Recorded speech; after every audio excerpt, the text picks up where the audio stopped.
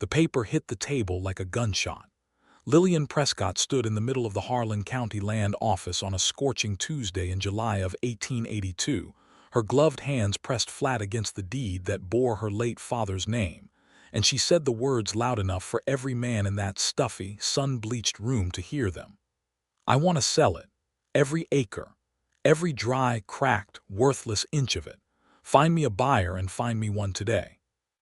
The land agent, a soft man named Garvey with ink perpetually staining his right hand, looked up at her with something between pity and relief. He had been expecting this. Half the county had been expecting this. Lillian Prescott had ridden in from Boston 3 weeks prior, wearing a tailored charcoal traveling dress that cost more than most ranchers in the territory earned in a month, and she had made no secret of her opinion of the land her father had spent 30 years building. "Miss Prescott," Garvey said carefully, "the Prescott Meadows parcel is significant acreage. We're talking 412 acres running from the northern bluff all the way down to the—" "I know what I'm talking about," Lillian said, cutting him off cleanly. "I have read my father's deeds. I have read his ledgers. I have read every single letter he wrote to me in the 12 years I was at school and then living in Boston, and not one of those letters convinced me that dying on dry ground under a brutal sun is any kind of life. Find a buyer." That was when the door opened. He did not announce himself the way men in Boston announce themselves. He did not clear his throat or knock or offer an apologetic smile. Edwin Easton simply walked through the door of the Harlan County Land Office with the unhurried certainty of a man who had been inside his own skin long enough to be completely at ease in it. He was 31 years old, broad through the shoulder, lean everywhere else, with dark hair that held the dust of the trail and eyes the color of deep creek water, gray-green and steady.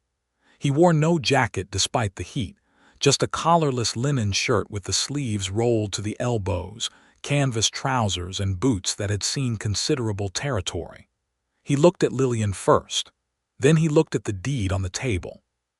Something crossed his face that was not quite anger, not quite grief, but lived somewhere between the two. "You're selling the Prescott land," he said. It was not a question. Lillian straightened to her full height, which was not inconsiderable. "That would be my business, sir, not yours. My name is Edwin Easton. I neighbor that land on the eastern side. And with respect, Miss Prescott, what you're about to do is your business, but the consequences of it are going to land on 30 other people who don't have a say in this room right now." The heat in the office became something different then. Not the brutal, mindless heat of a New Mexico summer, but the electric, charged heat of two people whose orbits had just collided for the first time and neither of them yet understood why it mattered so much. "Then perhaps," Lillian said, her voice steady and cool as river stone, "those 30 people should have thought of that before letting the land fall into a state that my father's own foreman described as beyond recovery." Edwin Easton did not argue. He set his hat on the counter with deliberate care, turned his full attention to her and said something she had not expected. "Before you sign anything, I want to show you something. Give me 4 days. Ride with me. If after 4 days you still want to sell every acre, I will not say another word against it. But you came out here not knowing what this place is, and it seems wrong to let you leave still not knowing." Lillian had been preparing to dismiss him. She had a whole architecture of dismissal ready, built over years of Boston drawing rooms where men assumed her opinions were ornamental. But there was nothing ornamental about Edwin Easton's request. It was direct and it carried a weight that she could not entirely locate but could not ignore. She looked at him for a long moment. 4 days, she said finally, and not a word longer than 4 days. Garvey exhaled with visible relief. Edwin Easton picked up his hat. And Lillian Prescott, who had arrived in Harlan County with the firm intention of erasing her father's dream from her life as efficiently as possible, walked out of the land office into the blinding New Mexico sun, already unsure whether she had just made the wisest decision of her life or the most dangerous one. She suspected, with a clarity that unsettled her considerably, that it might be both. The Prescott Ranch house sat on a low rise west of the town of Callaway, a two-story adobe and timber structure that had been built in sections over 30 years and showed every year of its construction in its bones. Lillian had arrived to find it in decent repair. Her father's foreman, a weathered man named Cass Dunmore, had kept it standing, but there was a loneliness to it that pressed against her chest every time she walked through the front door. Her father, James Prescott, had died in March of that year, taken by a fever that moved faster than any doctor in the territory could answer. He had died in this house, in the room upstairs with the window that faced east, and Lillian had not been here when it happened. That was the hidden guilt she carried, the one she had not told Garvey and certainly had not told Edwin Easton. She had not come when her father wrote that he was unwell. She had told herself the journey was long and the letter had been vague, and she had a life in Boston that could not simply be dropped.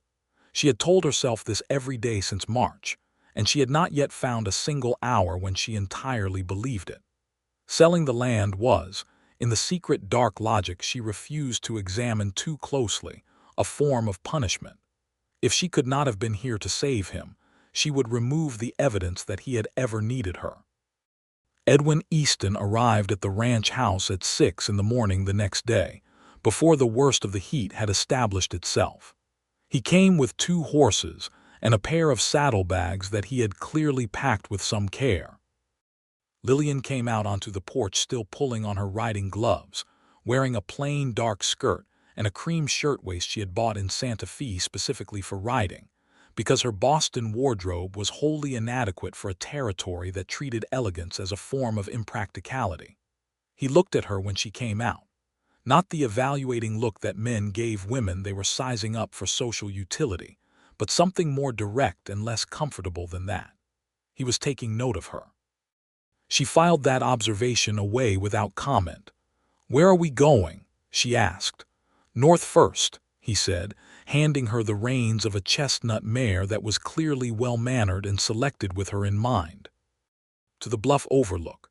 Then I want to take you down through what your father called the Long Meadow Corridor."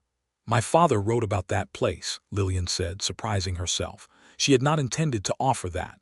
Edwin looked at her with an expression she could not entirely read. "He loved it," Edwin said simply. "James Prescott loved that stretch of land the way some men love their children." The observation landed somewhere tender and she did not answer it. She mounted the mare and they rode north. The country opened as they climbed. Lillian had spent 3 weeks on this land seeing only its deficits: the cracked creek beds, the overgrazed fields, the fences that needed mending, the equipment that spoke of deferred maintenance. She had cataloged its failures with the systematic efficiency of a woman who had been educated to notice problems and solve them by practical means.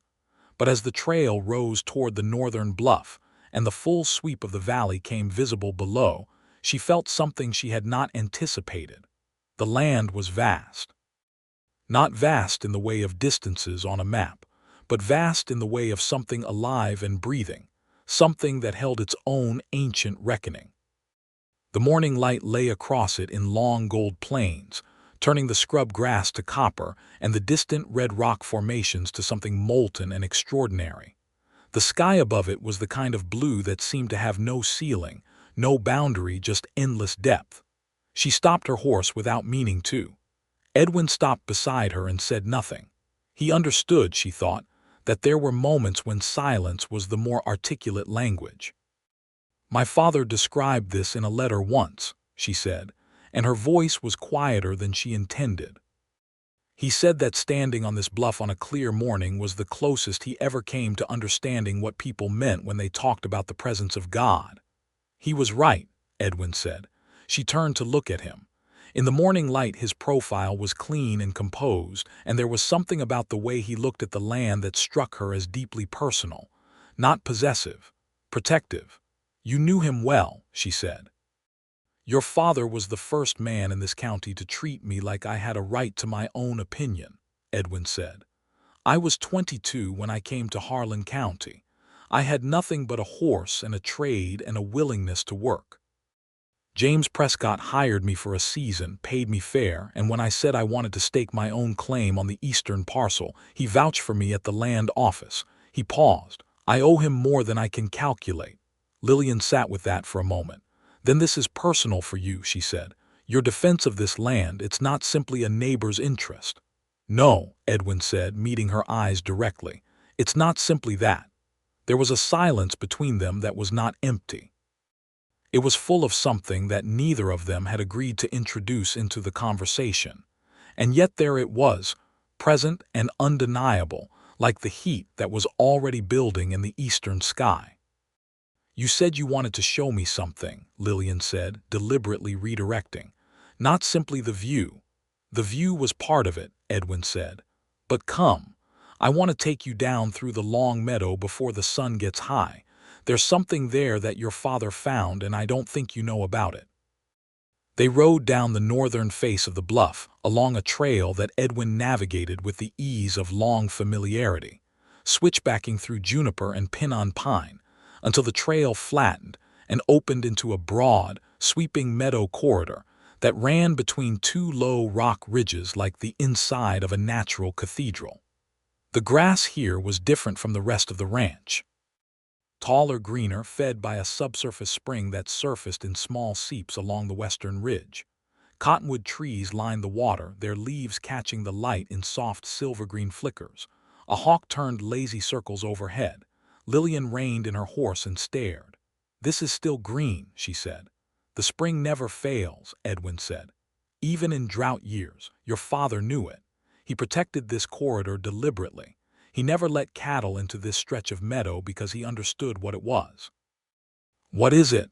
Edwin dismounted and she followed.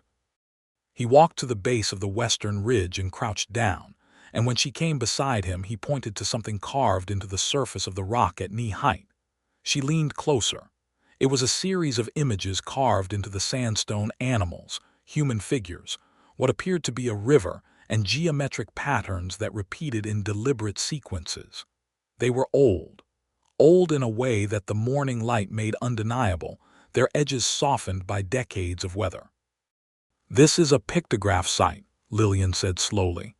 The ancestral Pueblo people, Edwin said, his voice carrying a reverence she recognized as genuine. Archaeological people who have come through the territory say some of these carvings are 500 years old. Some may be older. He stood. Your father found them in his first year on this land. He never told a soul outside of people he trusted absolutely, because he knew what would happen if word got out. Relic hunters, people who would come and chip them off and sell them. Lillian straightened slowly, her eyes still moving over the carved surface. There were more images than she had first registered. The more she looked, the more she saw. A man holding something aloft.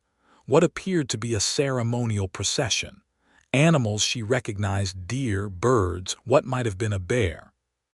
And interspersed throughout, the same repeating symbol, circular, layered, suggesting movement.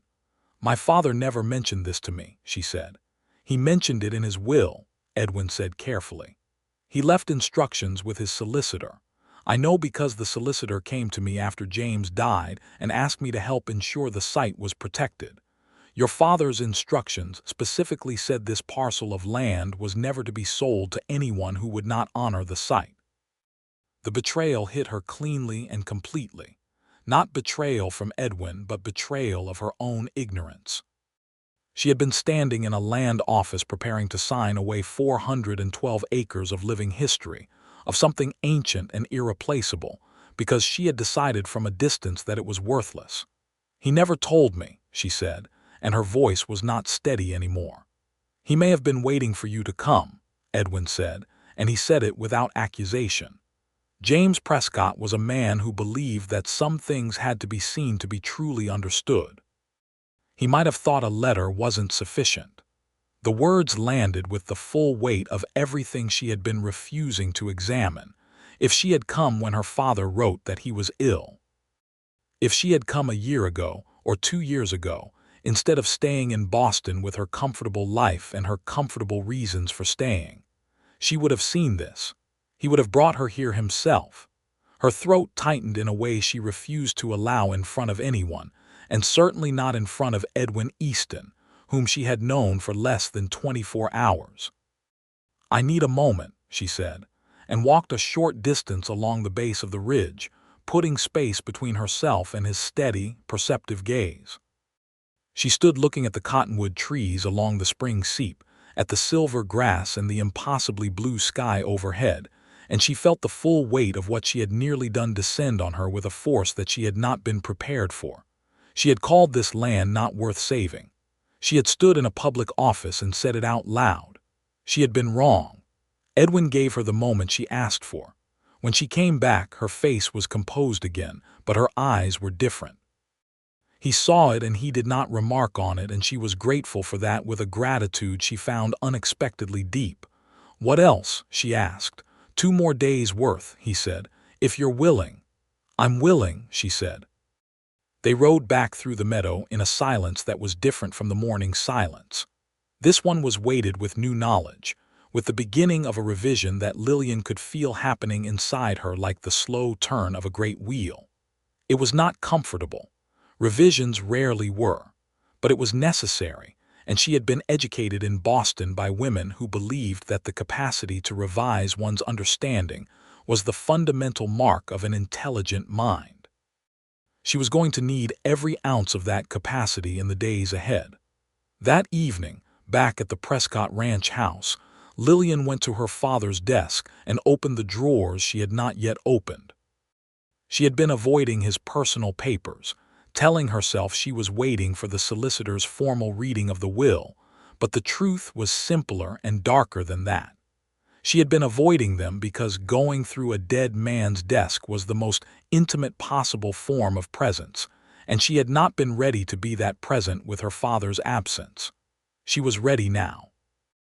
In the second drawer from the bottom she found a leather-bound journal, not a diary exactly, but a record of observations and reflections, a document of a man thinking through his years in this territory.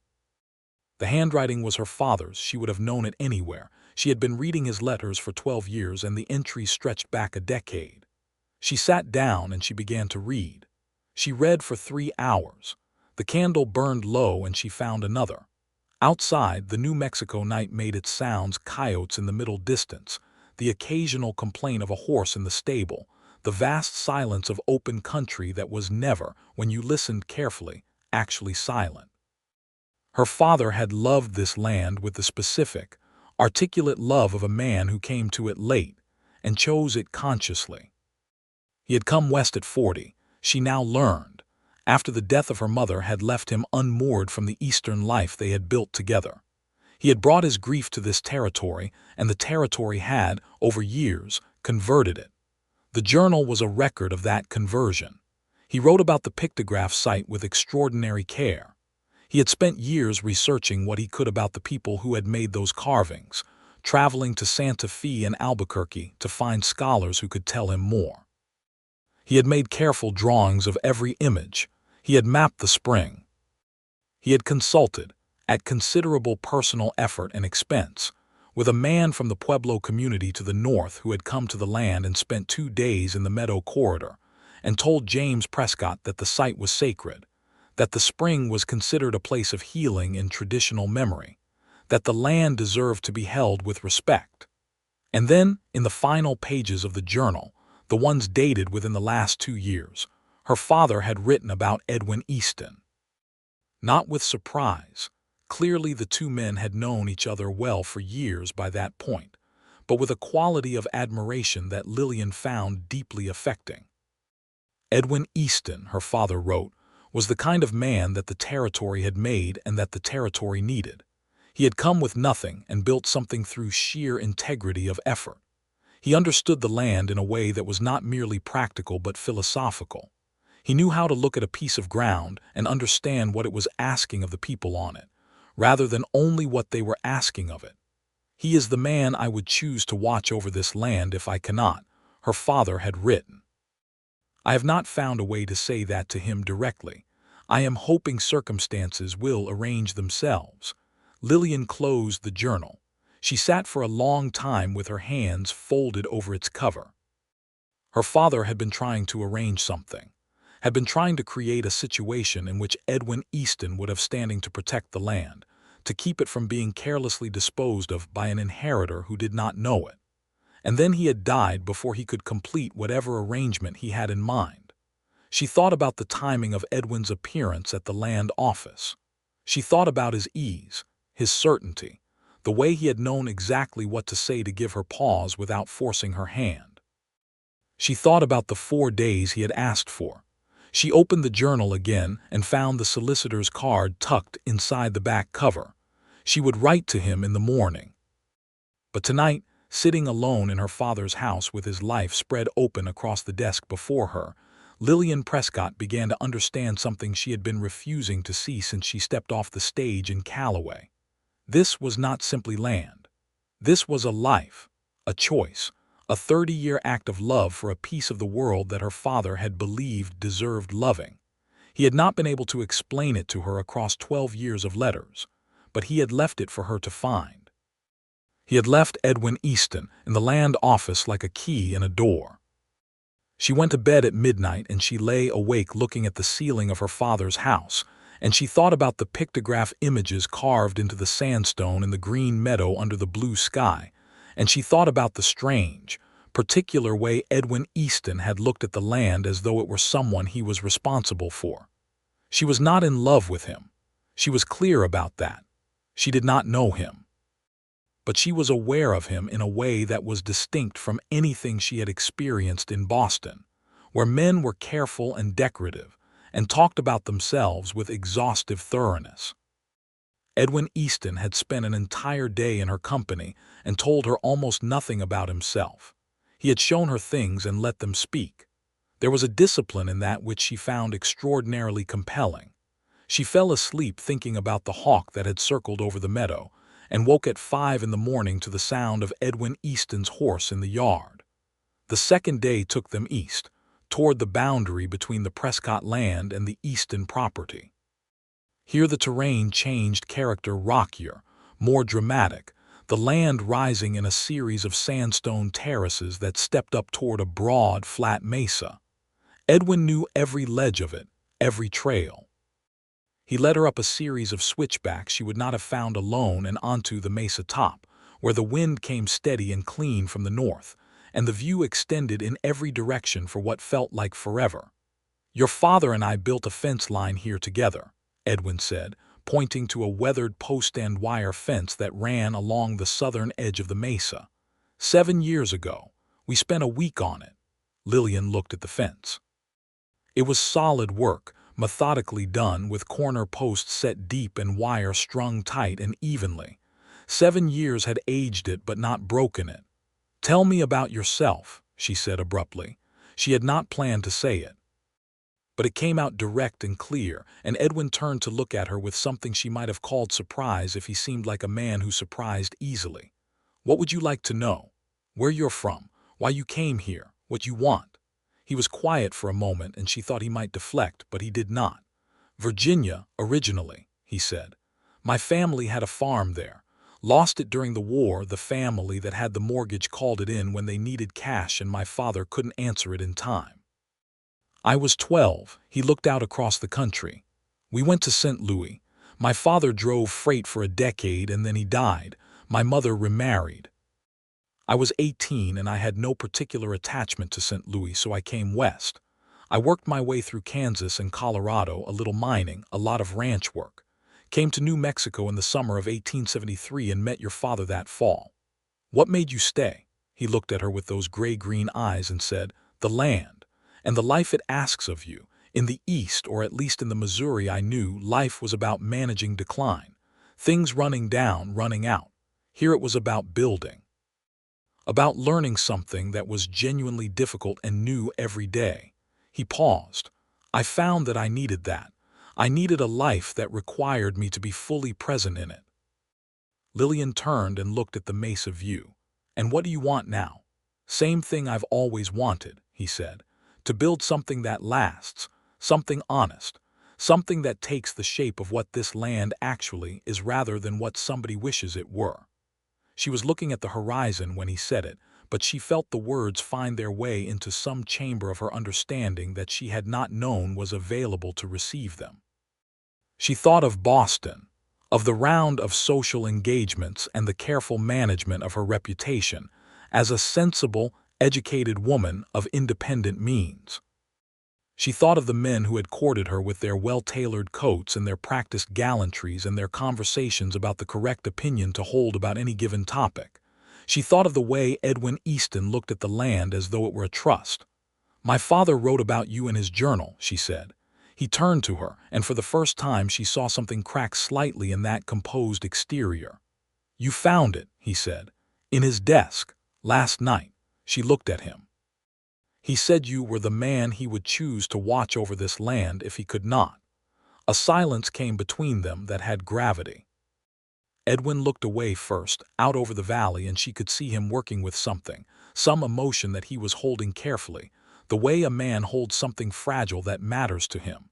"He never told me that directly," Edwin said at last. "No, he wrote that he hadn't found the way. James Prescott." Edwin said the name quietly, with a complicated affection.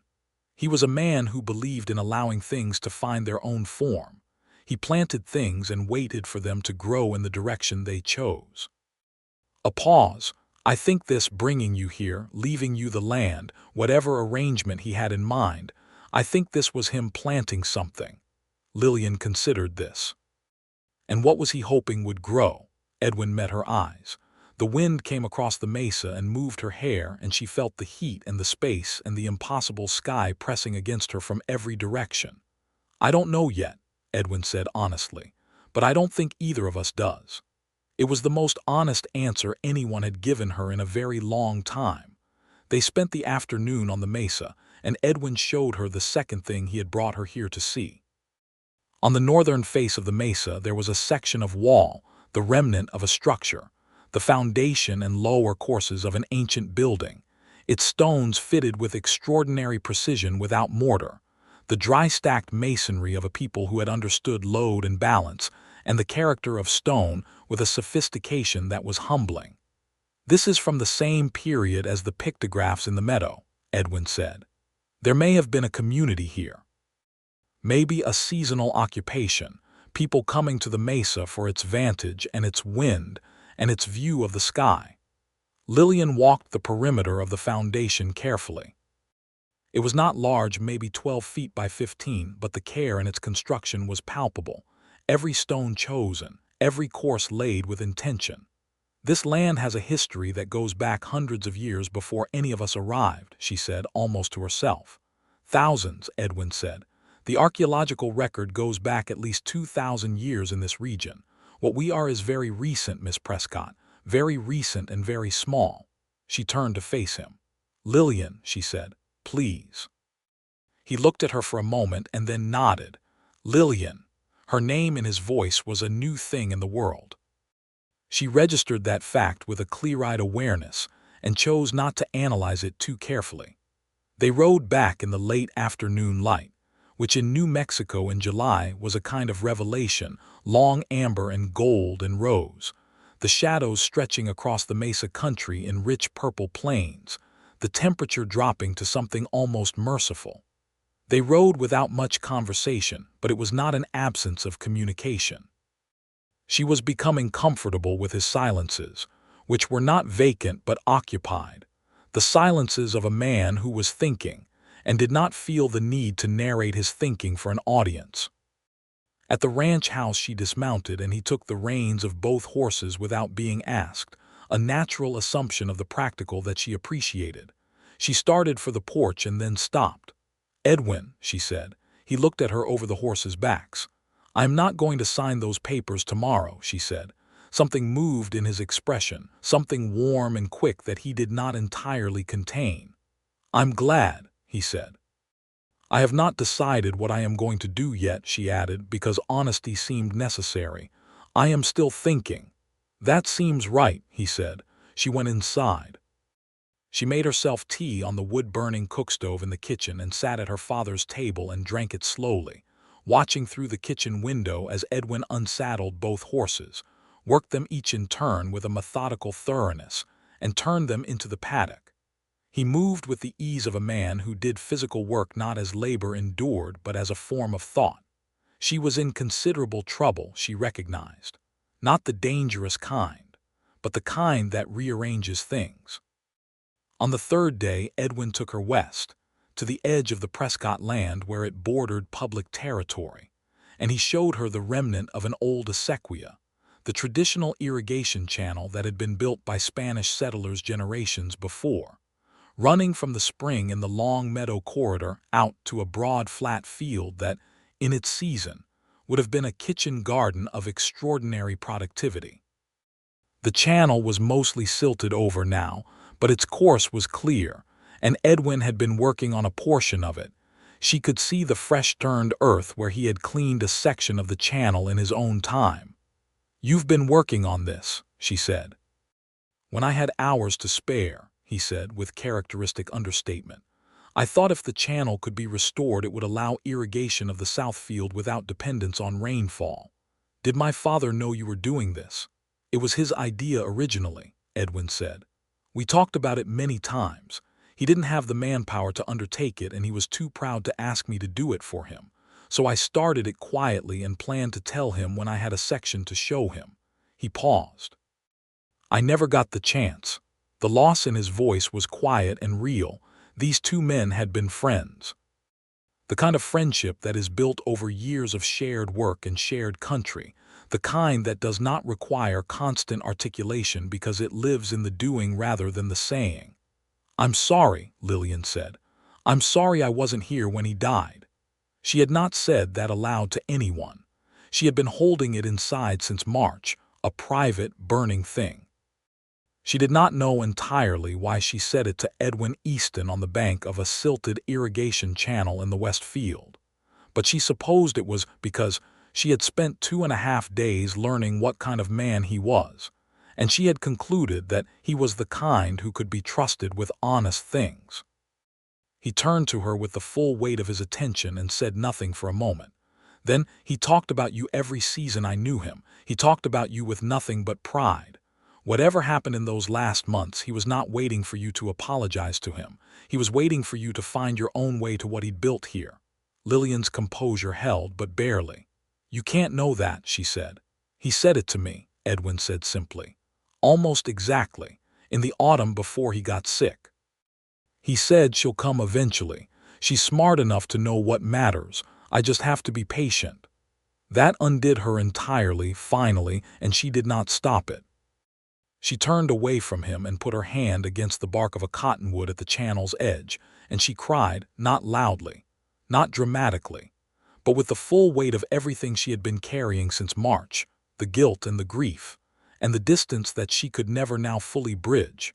The letters she had not written, the journeys she had not made, the conversations she had not had with the man who had loved her completely and without condition across 12 years and 1,000 miles.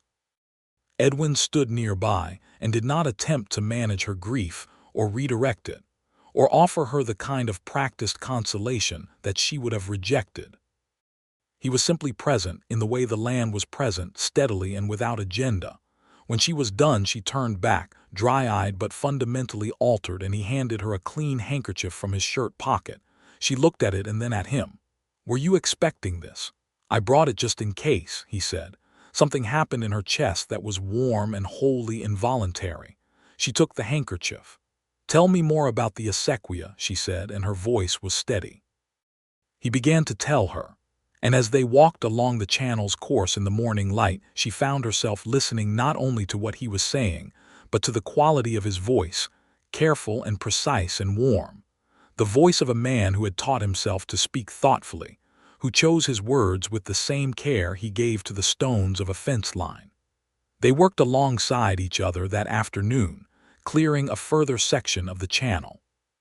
He had tools in his saddlebag, a short spade, a hand tool for breaking compacted earth, and she took off her gloves and used the spade while he worked the harder ground with the hand tool.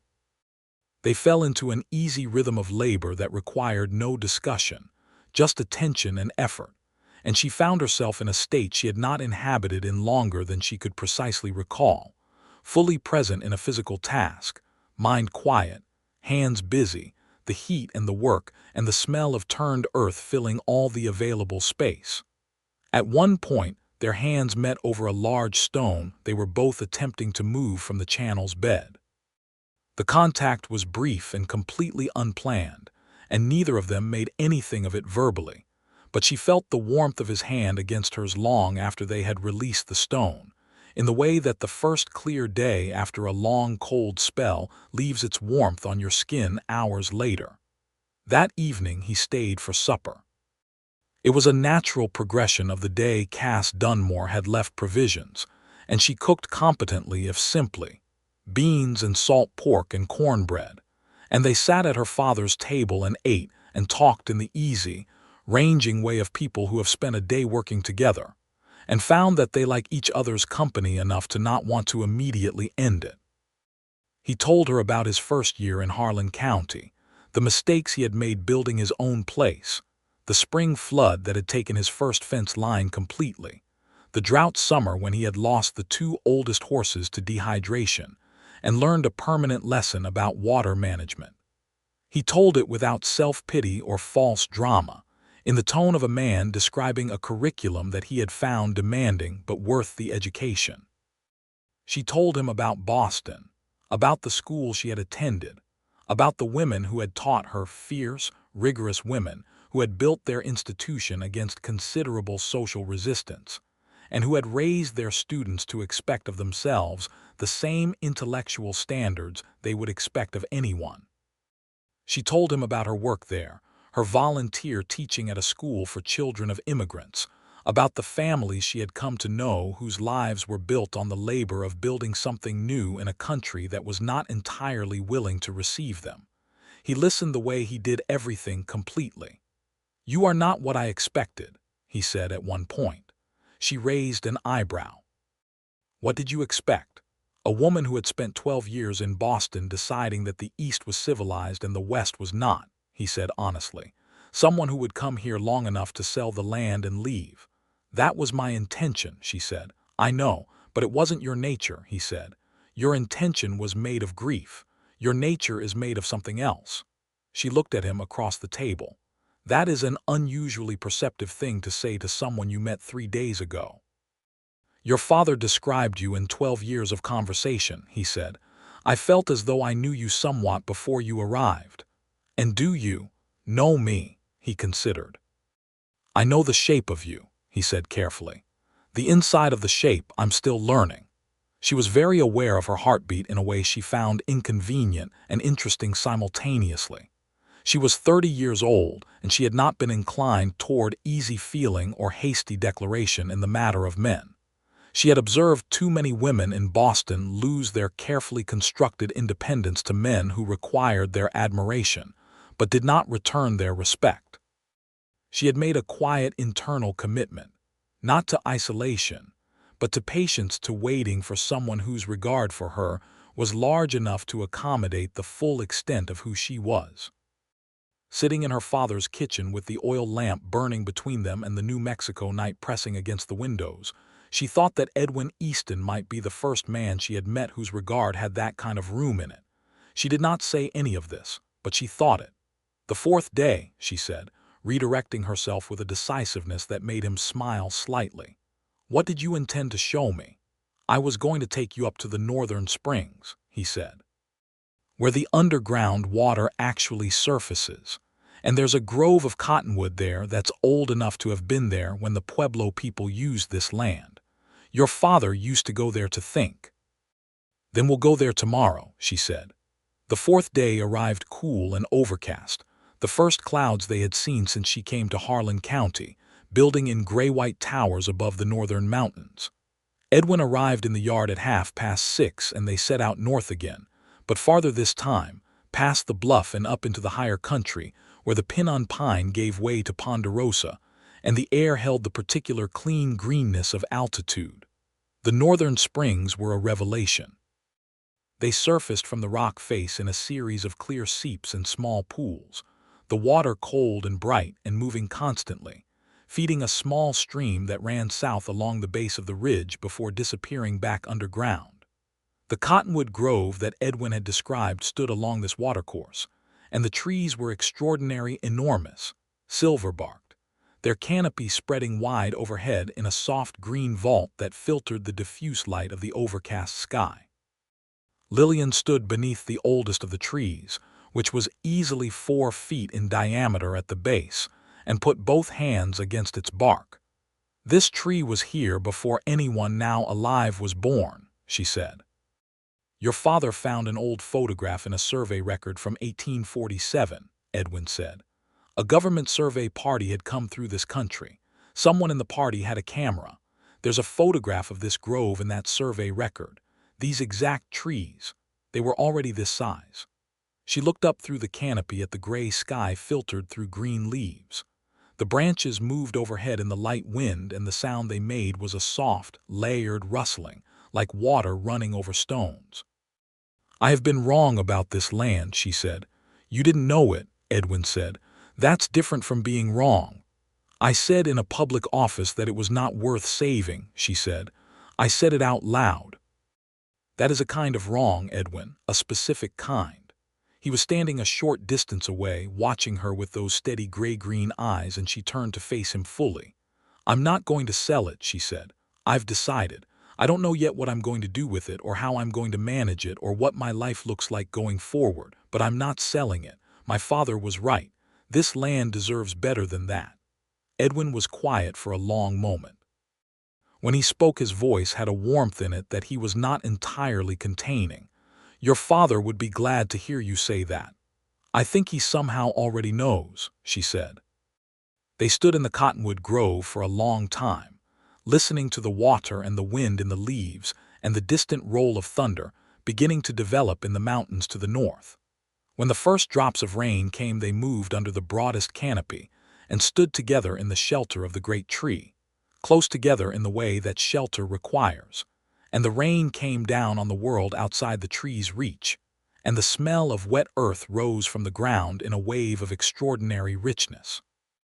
"I love that smell," Edwin said. "First rain on dry ground."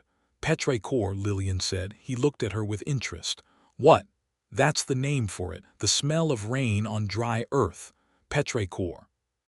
I read it in a scientific journal last year. Someone in England had been researching it." "Petrichor," Edwin repeated, trying the word. "That's a good word for it." "English scientists name things beautifully when they're paying attention," Lillian said. "It's only when they're not paying attention that the names come out badly." He laughed. A real laugh, unguarded, and it changed his face in a way that she found she wanted to keep looking at. He had a good laugh, the kind that came from the chest rather than the throat, warm and genuine. "You're funny," he said, as though this was a discovery. "I am occasionally," she said. "Boston attempts to train it out of women, but the results are inconsistent." He was still smiling. The rain came down outside the tree, and they stood close together, the warmth of his proximity very present, and she thought, "This is the moment." Not for a declaration, not for anything dramatic, but the moment when she stopped pretending to herself that what she felt in his company was simply respect or intellectual appreciation. It was those things. It was also something more. She did not act on it, but she stopped pretending it wasn't there. They rode back through the rain, which was gentle and consistent rather than dramatic, and arrived at the ranch house damp and in good spirits, which she was finding was consistently the condition she was in after a day in Edwin Easton's company. She made coffee on the stove while he saw to the horses, and when he came back in, she handed him a cup, and they stood at the kitchen window together watching the rain fall on the yard. "What will you do now?" he asked. "With the land?"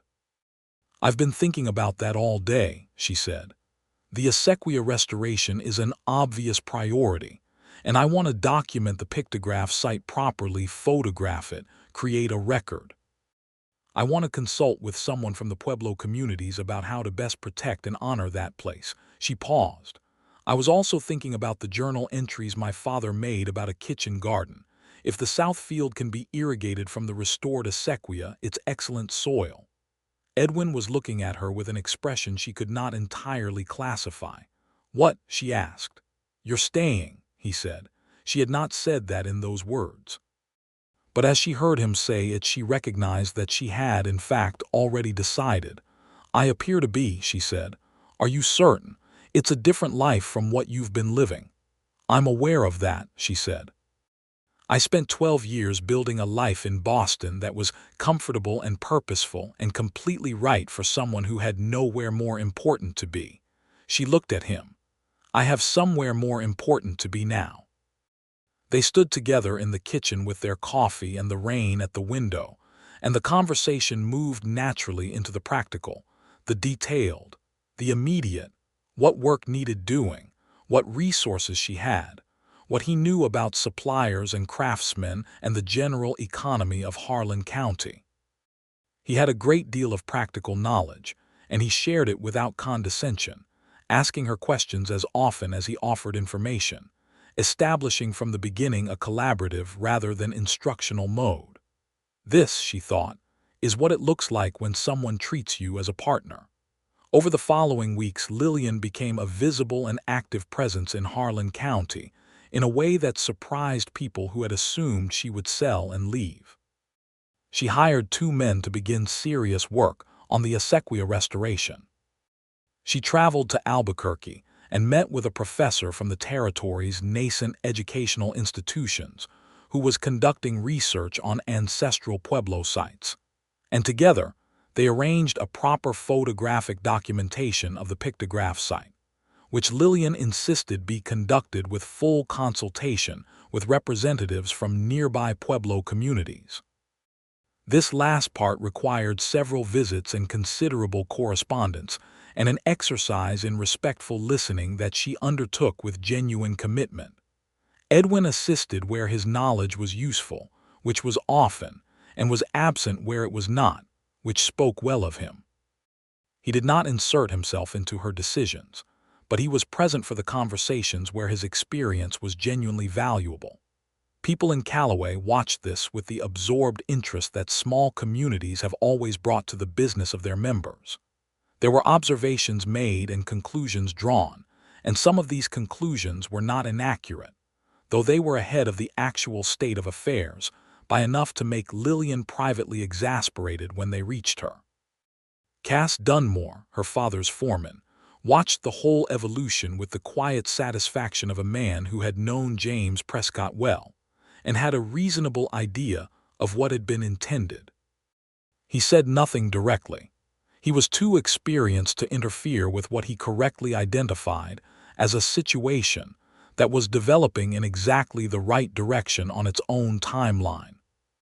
It was in the middle of September, with the heat beginning at last to moderate and the country going amber and gold around the edges of its summer green, that Edwin asked Lillian to ride with him again, not on his mission to show her something or on any practical errand connected with the land work, but simply because he had an afternoon free and he wanted her company. She recognized the distinction. She said yes immediately. They rode east toward his land, and he showed her what he had built in 9 years. The house, solidly constructed and thoughtfully planned, the barn and working pens, the south pasture where his small cattle herd grazed on grass that spoke to the quality of his land management, the kitchen garden his housekeeper maintained, the workshop where he built and repaired things in the evenings. She walked through his house with the open curiosity she brought to everything, and he let her look without apology or explanation. It was a serious house. It had books on a shelf in the sitting room, a collection that ran from practical manuals to history to, she was pleased to discover, several volumes of natural science and one well-worn collection of poetry. It had a worktable in the kitchen where maps and plans were spread out and anchored by various useful objects. It had order without sterility, the mark of a person who lived with intention. "You read poetry," she said, looking at the shelf. "Occasionally," he said from the doorway behind her. She turned. He was leaning against the doorframe watching her explore his shelves, and there was something in his expression unguarded in the way that people are when they are watching someone they care about in an unobserved moment that she had not seen on him before. "Which?" she asked. "Whitman mostly," he said, "and some Tennyson." "Whitman is appropriate," she said. He understood wide open spaces. He understood the value of what is simple and direct, Edwin said, and the complexity hidden in both of those things. She turned fully to face him, and they were not far apart in the small room. The autumn afternoon light came through the window and made everything warm and soft. "Edwin," she said. "Lillian," he said. "I want to say something directly," she said. "All right," he said in the tone of a man who is fully prepared for whatever comes. "I came to Harlan County intending to settle an estate and leave. You stopped me from making a significant mistake. You did it not with force or argument, but by showing me what I had not been willing to see." She paused. "I am grateful for that in a way that I find I cannot adequately express in purely practical terms." He was watching her with complete attention. "What I mean to say," she continued, and her voice was steady because she had decided it would be, "is that I have not been indifferent to you since the first day in the land office. I have been honest with myself about that for some time. I thought I should also be honest with you." The moment stretched. Outside the window a horse moved in the pasture and a bird called once from somewhere in the cottonwoods along the fence line. "I have not been indifferent to you either," Edwin said. "I have been waiting to say so until I was certain it wouldn't complicate your decisions about the land." "My decisions about the land are made," she said. "I know," he said. "That's why I asked you to ride today." She laughed, a small surprised laugh, and he came across the room and took both her hands in his, and they stood facing each other in the afternoon light of his sitting room with the wide New Mexico country visible through the window behind them. "I would like to court you properly," he said. "With your permission. I am aware that you are an independent woman with a fully formed life of your own, and I am not asking you to alter any of that. I am only asking if you would be willing to let me be present in it." She looked at him, this man who had been her father's friend and her guide and her patient, perceptive companion for weeks now, who had shown her what she had been too blind to see and waited without pressure for her to arrive at her own understanding, who kept her father's memory with such careful love, who read Whitman in the evenings in a house he had built with his own hands. "Yes," she said, with complete willingness. He raised her hands and pressed them between both of his, and it was not a dramatic gesture, not a sweeping romantic declaration, but it was warm and steady and entirely him, and it settled into her like the first clear note of a song she had been waiting to hear. They rode back to her ranch house in the long golden light of the September afternoon, and the conversation between them was easy and wide-ranging, and filled with the particular bright quality of a thing newly named and openly declared. And the land spread around them in all its ancient beauty, and they were very small in it, as Edwin had said on the mesa, and they were very glad to be exactly where they were. The autumn of 1882 was the most productive season the Prescott land had seen in years. With the acequia restoration moving forward and the south field properly irrigated for the first time in a decade, the late-season planting that Lillian organized yielded a kitchen garden of sufficient productivity to supply the ranch house generously through the fall. Edwin brought 2 of his men to help with the fence line repairs that were the ranch's most pressing structural need, and Lillian worked alongside them on 2 of the days, which caused a considerable amount of comment in Callaway and which she declined to be bothered by. The pictograph site documentation was completed in October, in collaboration with a Pueblo historian named Santos Arroyo, who came out from Albuquerque with a photographer and spent 4 careful days in the long meadow corridor, creating an archival record of the carvings with a thoroughness that satisfied even Lillian's exacting standards. Santos Arroyo was a measured, scholarly man in his 50s, who treated the site with the reverence it deserved, and who told Lillian that her father's care of the location over 30 years had preserved it in extraordinary condition. "He was unusual," Santos Arroyo said, on the last day of his visit as they stood in the meadow at the end of a long afternoon. "Most ranchers in this territory regard ancient sites as either curiosities or obstacles. Your father understood that he was a custodian of something that did not belong to him." "That is exactly the word I would use for him," Lillian said. a custodian. "You are the same kind of person," Santos Arroyo said, with the directness of a man who had been watching her work for 4 days and arrived at a considered judgment. She carried that observation with her when the October light faded over the long meadow and Santos Arroyo, and his photographer packed up their wagon and went back toward Callaway. Edwin had been present for much of the documentation work, and that evening, as they walked the meadow corridor in the blue dusk, their fingers found each other's without discussion, and they walked together in the growing dark with the spring water moving quietly along its course and the stars beginning to appear in the enormous sky above the ridges. "My father would be glad about this," she said. "About us." "I know," Edwin said. "He would claim he had nothing to do with it and he would be entirely unconvincing." She laughed. "He was a terrible plotter." "Excellent plotter," Edwin corrected. "Terrible at pretending he wasn't one." They walked to the rock face and stood before the pictograph carvings in the last of the light, the ancient images just visible in the dusk, the circular repeating symbol that ran through all of them like a thread. "Santos Arroyo told me that symbol represents continuity," Lillian said. "The idea that things continue. That what is built persists, changes form, but does not simply end." "Your father would appreciate that interpretation," Edwin said. "I think he already understood it," she said. "I think that was why he protected this place.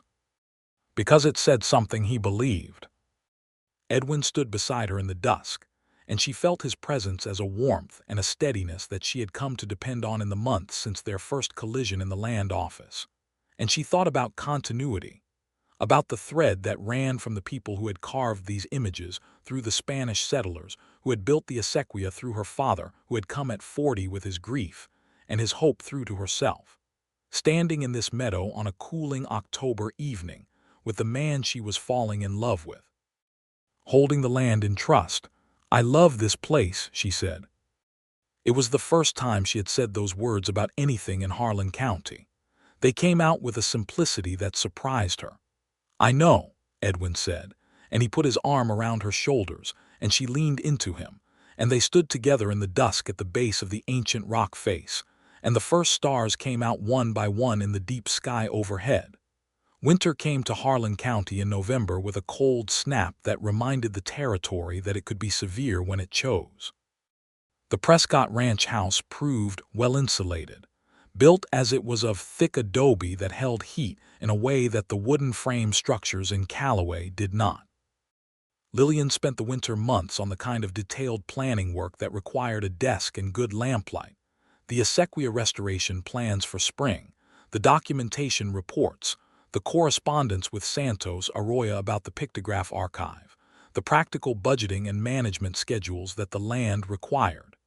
Edwin came to the ranch house several evenings a week, and she went to his place on Sunday afternoons when the roads permitted. They read together.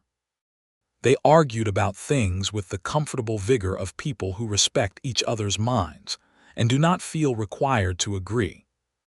They cooked meals together and ate them at her father's table, and the table lost its feeling of absence and gained something new. He kissed her for the first time in December, standing on the porch of the ranch house after a Sunday evening, the cold air sharp around them and the stars blazing in the winter sky with a brilliance that the summer heat had never allowed. It was not impetuous.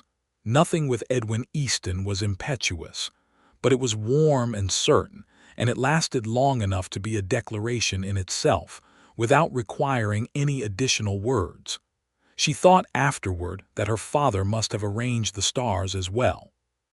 By March of 1883, a full year after James Prescott's death, Lillian had converted the south field to a properly irrigated kitchen and grain garden, had hired a permanent ranch hand to complement Cass Dunmore, had begun the early stages of a small cattle herd in consultation with Edwin, and had submitted a formal written request to the territory's land management authority for official recognition of the pictograph site as a protected historical location.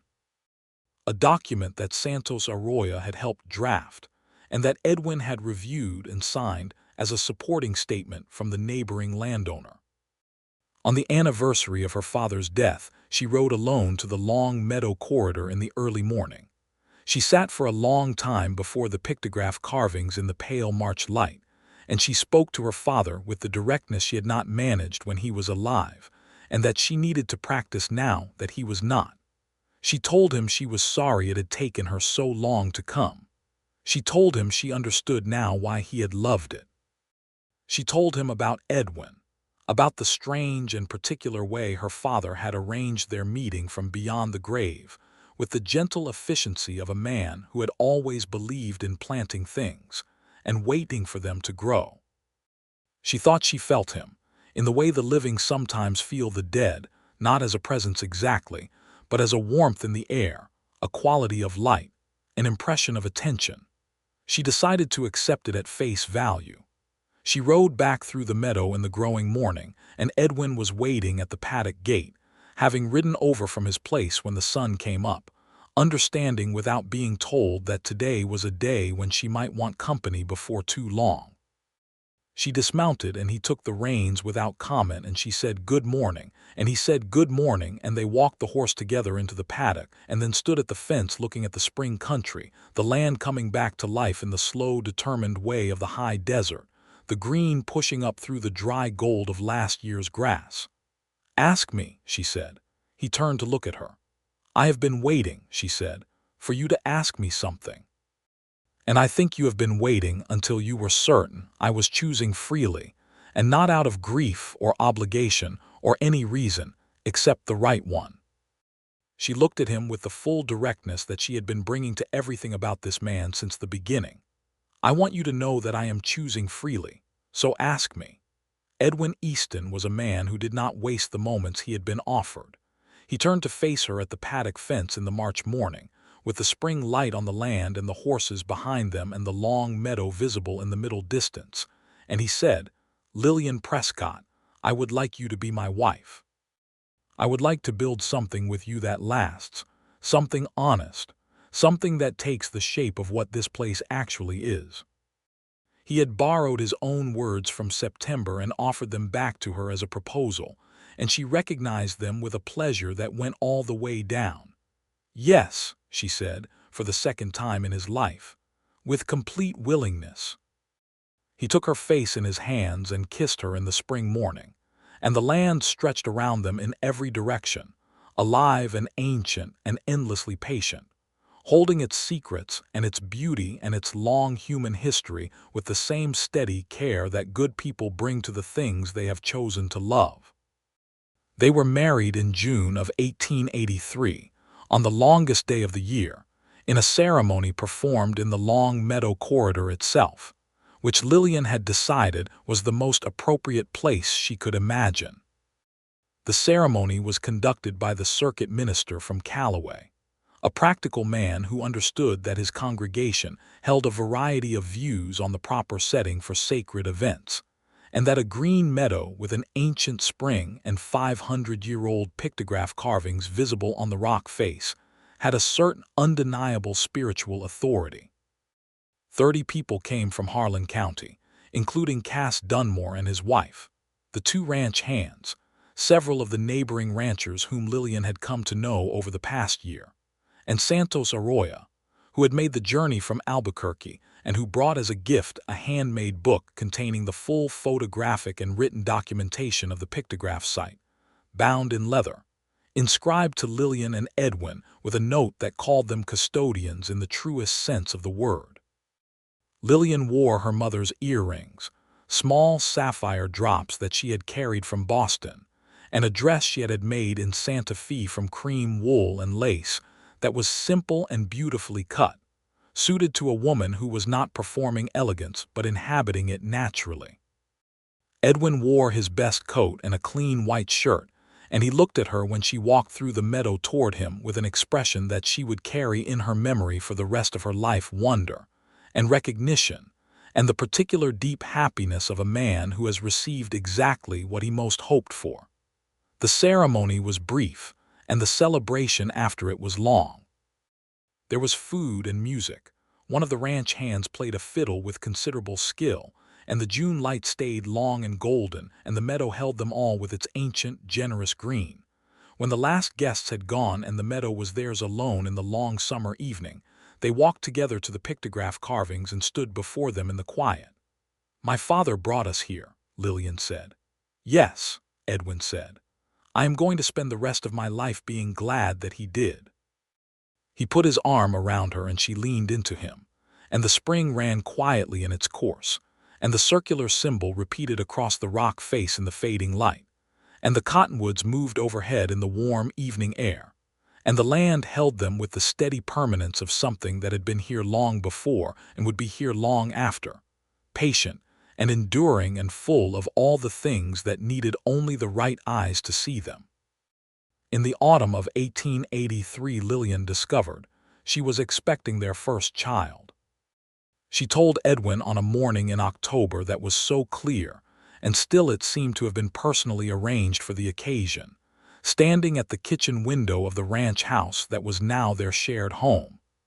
They had decided to live on the Prescott land, Edwin renting his own property to a young family who had come west from Missouri, seeking exactly what he had sought a decade earlier, the chance to build something real.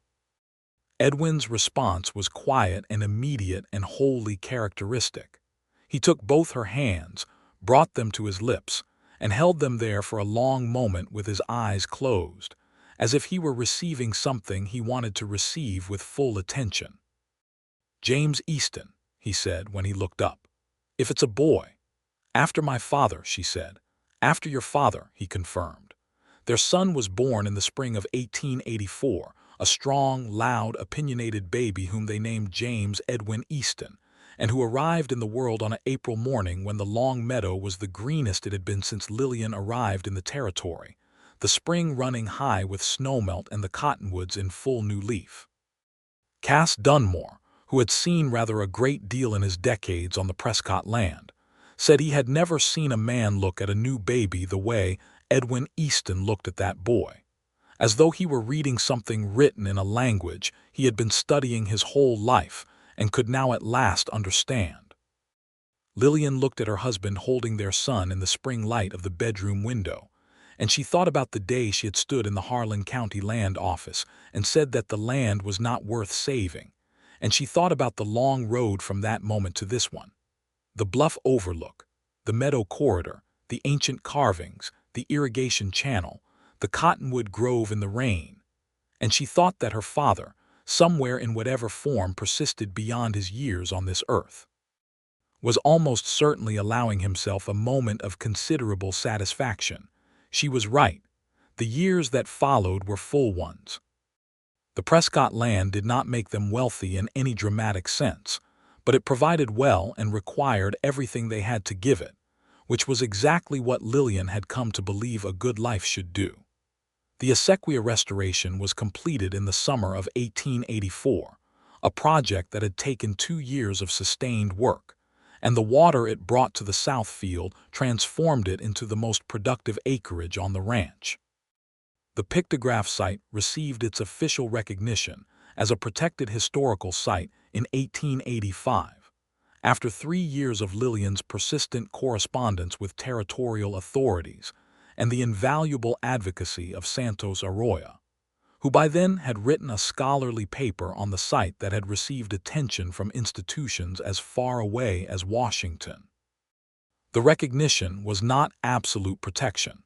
The mechanisms for such protection were limited in territorial New Mexico in the 1880s, but it established a formal record and a legal standing that would matter in the years ahead.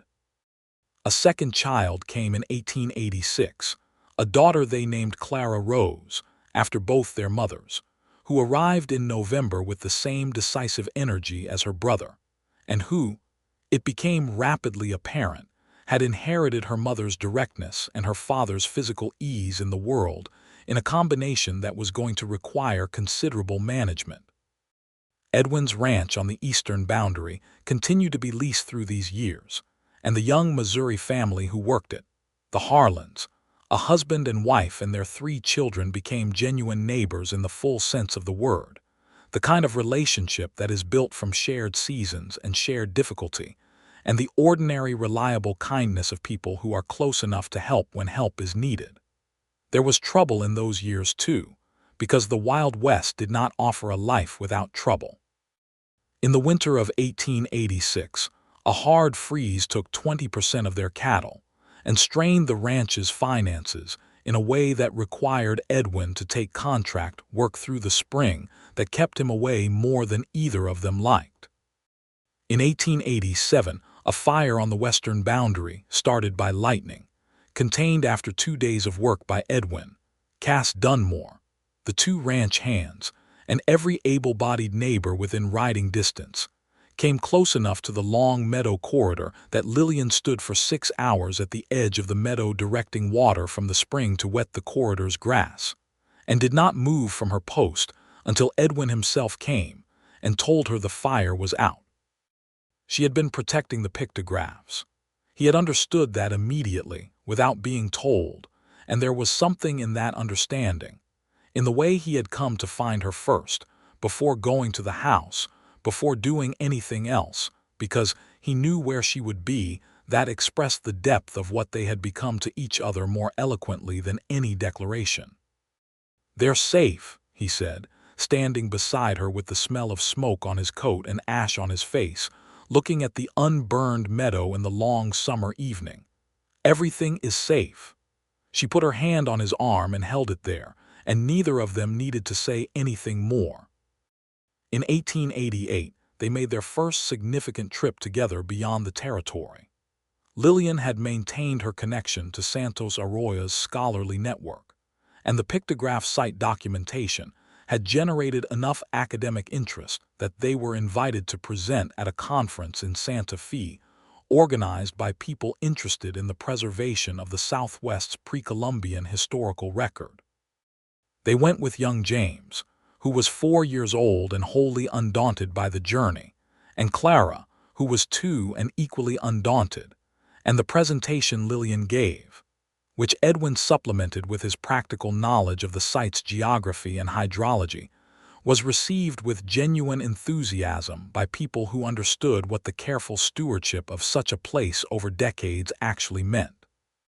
They stayed 4 days in Santa Fe, and walked its old streets and ate in its restaurants, and went to a concert in a public hall where a quartet played chamber music that Lillian had not heard since Boston, and she sat in the lamplight with Edwin's hand holding hers, and felt the extraordinary fullness of a life that had room in it for both the ancient spring in the long meadow corridor and the music of Haydn. The year 1889 was the year New Mexico pressed its case for statehood, a process that would take decades more, but that was already generating the political and social conversations that eventually lead to such things.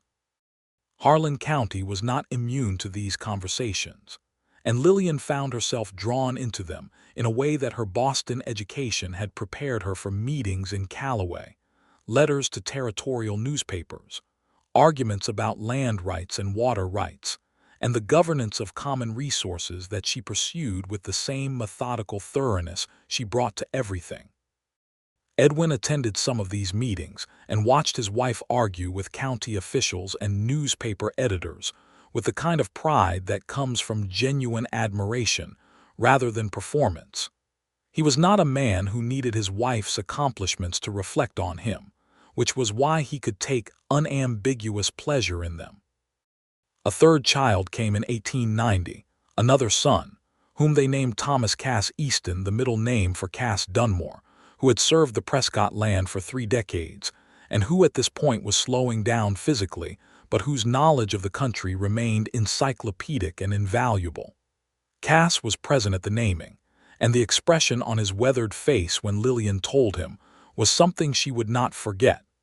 James Prescott's journal was published in 1891. Lillian had been quietly preparing a version of it for several years, working with Santos Arroyo on the scholarly apparatus, and writing an introduction that situated her father's 30 years on the land in the context of the broader history of the territory. It was published by a small press in Albuquerque and distributed primarily within the territory and through Santos Arroyo's academic networks, but it found its readers, people interested in the history of the Southwest, in the question of how settlers might have related to the land they came to with more care and more curiosity, and more respect than was often the case. The book received a warm notice in a Santa Fe newspaper from a reviewer who wrote that James Prescott had understood something about the relationship between a person and a piece of ground that most people who came west never learned, that the land had its own history and its own integrity, and that the best thing a newcomer could do was to listen before speaking and to learn before acting. Lillian kept that review folded in her desk drawer. She read it on difficult days when the ranch presented problems that felt intractable, and the territory felt remorseless, and the distance between what she wanted to accomplish and what the material reality permitted felt discouraging. She read it and she thought about her father walking this land for 30 years, learning it season by season, patient and persistent, and fundamentally committed to getting it right. She read it and she went back to work. In the spring of 1893, on the 10th anniversary of their marriage, an anniversary they celebrated with a supper at their kitchen table with their 3 children and Cass Dunmore and the Harland family, which was exactly the right size and composition for the occasion. Edwin gave Lillian a gift that she had not expected. He had spent the winter making it, in the evenings in his workshop after the children were in bed, working with a skill she had not known he possessed. It was a wooden box, beautifully made from a piece of cottonwood from the long meadow corridor, a branch that had come down in the October wind. He had worked the wood with the same care and patience he brought to everything, fitting and finishing it until it was smooth as water. On the lid he had carved, with extraordinary precision and care, the circular repeating symbol from the pictograph carvings: continuity. Inside the box he had placed a single item, a pressed specimen of the grass from the long meadow, mounted on card with a note in his handwriting that said simply, 10 years, everything continuing, all of it worth it. She sat at the supper table with the box in her hands, and she did not trust herself to speak for a long moment. The children were asking questions about what was inside, and Edwin was calmly deflecting them, and Cass Dunmore was studying the ceiling with elaborate nonchalance, and the kitchen was warm and full of the smell of the supper, and the sounds of a family gathered around a table. She met Edwin's eyes across the table. He was looking at her with the same expression she had seen on their wedding day in the meadow: wonder and recognition, and the deep, steady happiness of a man who has received exactly what he most hoped for, and has spent 10 years being glad of it every day. "Thank you," she said. "Thank you," he said back, and meant the whole 10 years, and she knew it. Later that night, after the guests had gone and the children were asleep, they sat on the porch in the spring air with their coffee and the stars doing their ancient, reliable work overhead. The cottonwoods along the spring in the meadow were visible in the moonlight, silver and moving. "Do you ever think about what would have happened if you hadn't come to the land office that morning?" Lillian asked. "Yes," Edwin said. "It is not a comfortable thought. You didn't have to come, you could have let me sell it and managed the consequences." "No," he said, "I couldn't." She looked at him. "It wasn't only the land," he said. "By the time you arrived in Harlan County, your father had been talking about you for 12 years. I felt as though I owed it to the person I'd heard described to at least give her the chance to see what she was deciding about." He paused. "And then you walked in the door and I could see immediately that you were exactly who he had described and also entirely more than that, and the land became secondary very quickly." "You hid that remarkably well," she said. "I was trying not to complicate your decision," he said, "as I told you at the time." "You told me at the time that you were trying not to complicate my decision," she said. "You did not tell me that your interest was primarily in me rather than the land. A man has to have some strategy," he said mildly. She laughed and leaned against him on the porch bench, and he put his arm around her and they sat looking at the moonlit country, the land that had brought them together, that held them in its ancient continuity, that had belonged to her father and now belonged to their children's future. "Edwin," she said, "yes, I am glad I was wrong about the land." "So am I," he said. "From the bottom of my heart." The years that followed built on everything that had come before, each one deepening what was already deep, adding to what was already substantial. James grew into a boy who had his grandfather's patience and his father's physical ease and his mother's refusal to accept the first answer as the final one. Clara was fierce and funny, and had an intelligence that found itself most alive in arguments, which the household provided in abundance. Thomas was quiet and observant, the family's student of creatures and growing things, who by the age of 5 could identify every bird that visited the meadow corridor by its song. The ranch achieved a stability in the mid-1890s that was not comfort exactly, because the territory never permitted comfort in the sense of ease, but was the deep security of a thing that has found its right form and is being well tended. The cattle herd had grown to a size that made it viable. The irrigated fields produced reliably. The pictograph site was documented and protected and visited annually by Santos Arroyo, who brought students with him in his later years and turned the meadow corridor into a site of genuine scholarly importance. Cass Dunmore retired in 1895, his body finally declaring the terms it was willing to accept, and settled in a small house in Callaway that Lillian helped him find and furnish. Edwin hired a young man from Texas named Beaumont Price to take over his responsibilities, a capable and willing person who learned the Prescott land with the attentiveness it deserved. In 1897, on a clear October morning very like the morning 14 years earlier, when Edwin had first brought her to the bluff overlook, Lillian rode up to the northern vantage point alone. She had taken to doing this once a year, on a morning when the light was right and she had the time. She sat on her horse at the edge of the bluff and looked down at the full sweep of the valley below, the ranch buildings on their low rise, the long meadow corridor winding between its ridges, the cottonwood grove visible as a silver-green cluster at the northern spring, the south field laid out in its irrigated regularity, the eastern boundary fence running straight and true toward Edwin's original property, where the Harlan family now had a second generation working the land. She had been wrong about all of this. That first morning in the land office, she had been entirely wrong.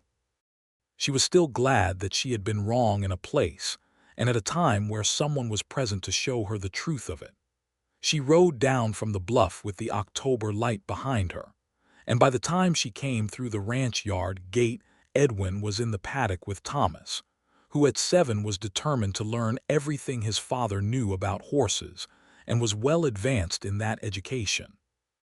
Edwin looked up when she rode in and smiled at her in the easy way of a man who is glad to see the person he has chosen every single time he sees them. "Good morning," he asked. "Perfect," she said. "Come inside, I want to tell you something." He handed the reins of the horse he was holding to Thomas with a few quiet words of instruction and came to her. And she told him that they were going to have another child, their 4th, and he stood in the ranch yard in the October light and took her in his arms with the full warmth of a man who has discovered, again and again and again, that the life he is living is exactly the life he most wanted.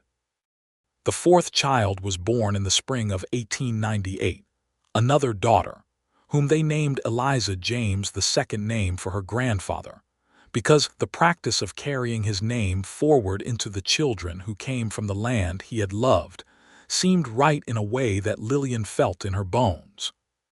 Little Eliza arrived on a May morning when the long meadow was at the height of its spring fullness, the cottonwoods in leaf and the spring running clear, and the grass green and tall in the shelter of the ridges. The pictograph carvings on the rock face were in the morning light, the circular symbols repeated across the ancient stone, continuity written in 500-year-old marks by hands that had loved this place long before anyone now living had arrived at it. Lillian held her new daughter in the upstairs bedroom, while the rest of the family arranged themselves around the edges of the room, in the way of people who have learned that some moments are large enough to simply be present in without doing anything else. Edwin sat beside her on the edge of the bed with his arm behind her shoulders, and James stood by the window looking out at the spring country, with the particular seriousness of a 14-year-old who understands that something significant is happening. Clara sat cross-legged at the foot of the bed, asking already about the baby's name.